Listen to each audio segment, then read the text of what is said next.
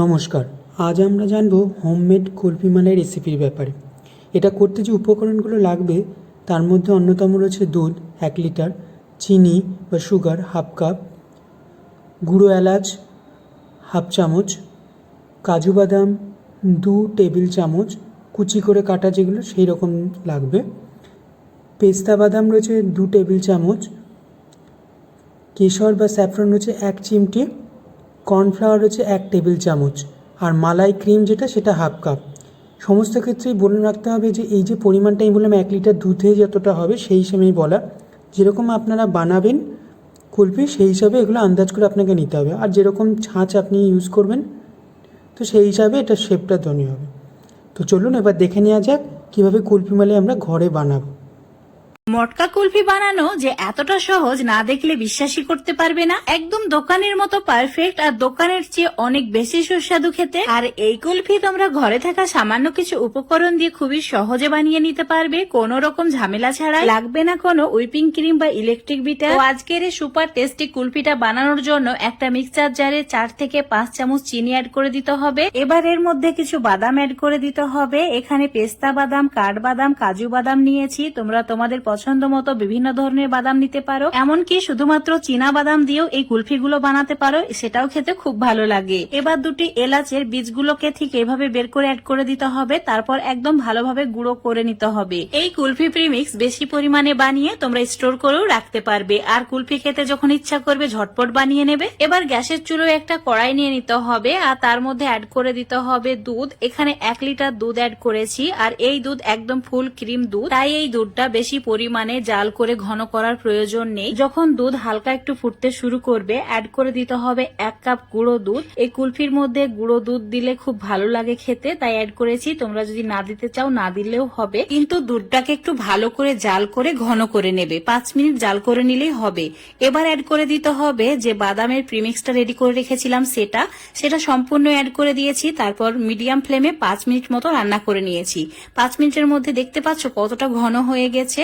তো এখন এর মধ্যে অল্প একটু কেশর অ্যাড করব, যাতে কালারটা হালকা একটু হলুদ রঙের হয় আর দেখতেও ভালো লাগবে কুলফিগুলো। তো আবারও 5 মিনিট এইভাবে মিডিয়াম ফ্লেমে জাল করে নিতে হবে। এখন দুধের উপরে ঠিক এইভাবে সর চলে আসবে, আর সরটাকে ভেঙে দিয়ে ভালো করে মিশিয়ে নিতে হবে। এইভাবে 2-3 বার করলেই খুব সুন্দরভাবে মিশ্রণটা রেডি হয়ে যাবে। এখন চুলোটাকে অফ করে দিচ্ছি, তারপর এটাকে ঠান্ডা করে নিচ্ছি। এই মিশ্রণটা সম্পূর্ণ ঠান্ডা হয়ে গেছে, তো বড় বাটির মধ্যে নিয়ে নিতে হবে। তারপর এর মধ্যে সামান্য পরিমাণে নুন অ্যাড করে দিতে হবে। অবশ্যই নুনটা দেওয়ার চেষ্টা করবে, নুনটা দিলে খুবই টেস্টি হবে খেতে। তো ভালো করে মিশিয়ে নেওয়ার পর এখন এই মিশ্রণটাকে নর্মাল ফ্রিজে রেখে দেবো 1 ঘন্টার জন্য, যাতে এটা চিল্ড হয়ে যায়, মানে হালকা একটু ঠান্ডা হয়ে যায়। তো তোমাদের 1 ঘন্টা পর দেখাচ্ছি। দেখতেই পাচ্ছ এটা খুব সুন্দরভাবে কিন্তু সেট হয়ে গেছে। আর ঠিক এই রকম ভাবে মিশ্রণটা প্রথমে ঠান্ডা করে নিতে হবে। এবার এই মিশ্রণের মধ্যে একদম ঠান্ডা ফ্রেশ ক্রিম অ্যাড করতে হবে। তোমরা এই ফ্রেশ ক্রিমের পরিবর্তে দুধের যে সর হয় সেটাকে ভালো করে ফেটিয়ে নিয়ে 1 কাপ অ্যাড করবে, তাহলেই হবে, কিন্তু সরটাও একদম ঠান্ডা হতে হবে। এবার এই হ্যান্ড উইক্স দিয়ে 10 মিনিট ভালো করে ফেটিয়ে নিতে হবে, একদম ভালোভাবে ফেটিয়ে নিতে হবে। তোমাদের কাছে যদি হ্যান্ড উইক্স না থাকে, যে ডাল ঘুটনি হয়, সেটা দিয়েও কিন্তু ভালোভাবে এরকম করে নিতে হবে। তো একটু সময় নিয়ে করবে। আমি একদম 10 মিনিট ধরে কিন্তু এই কাজটি করেছি। তো এখন তোমাদের দেখাচ্ছি, দেখো একদম পারফেক্ট ভাবে মিশ্রণটা রেডি হয়ে গেছে। এবার এই মিশ্রণ কুলফি মটকার মধ্যে ভরে নিতে হবে। তো ঠিক এইরকম মটকাগুলো আমি নিয়েছি। তোমরা তোমাদের পছন্দ মতো বিভিন্ন ধরনের মাটির মটকা নিতে পারো, এমনকি যে মোল্ডগুলো হয় সেটাতেও কিন্তু এই কুলফিগুলো রেডি করে নিতে পারো।